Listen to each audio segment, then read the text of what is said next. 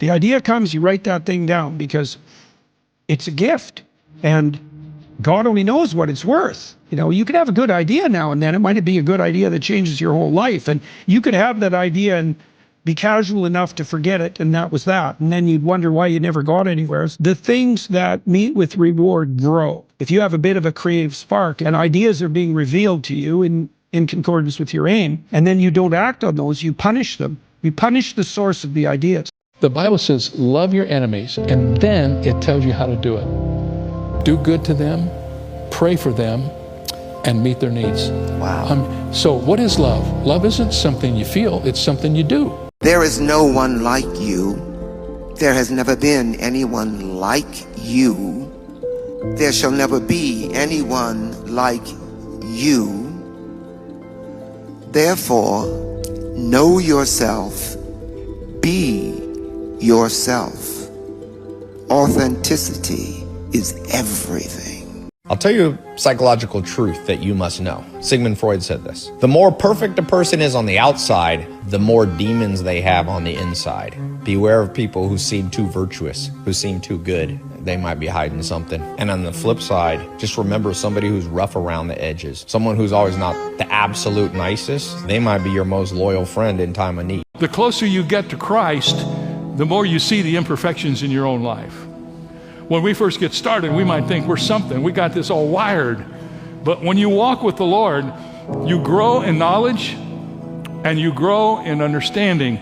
You also grow in self-awareness. What you think produces energy in the universe that, if you think it often enough and long enough, will actually produce a physical result in your life. Our second level of creation is our words. As you speak, so will it be done. And so your word is really a form of energy. You're actually producing energy in the room with what you say. And that energy is creative. You say something often enough, loudly enough, and I promise you it will come to pass. Years ago, I heard a story about how ancient Eskimos would kill wolves. I know this sounds real weird. Just go with me on this. How ancient Eskimos would kill wolves that began to attack their villages. First, they would get a large razor sharp knife and they would sharpen the edge of the blade to the spot where it was like razor sharp. Then they would take the razor sharp knife and they would dip it in blood and leave it out in freezing temperatures so that the blood froze and encased the blade of the knife. Then they would do it again and let the second layer freeze around the blade of the knife. Then they would do it a third time, let that third layer freeze around the blade of the knife until you had what looked like a blood popsicle.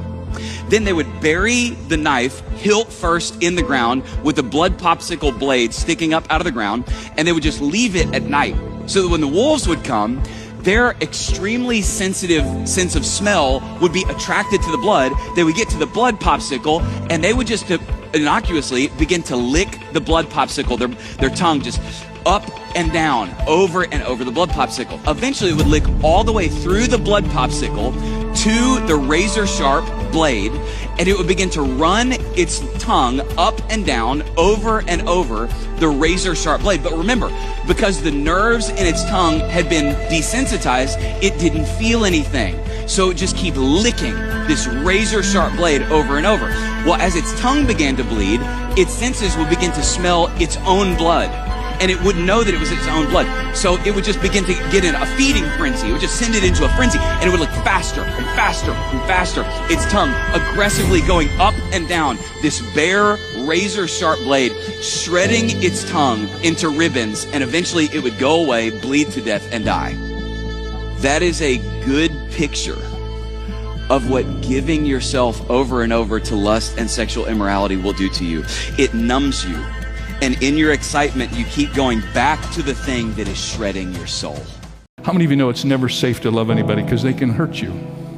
We've often said in our discussions at home that sometimes the people you help the most are the ones who hurt you the worst. Isn't that something? But that's one of the things you have to guard against. You cannot stop loving simply because you're afraid that if you love, you'll be hurt.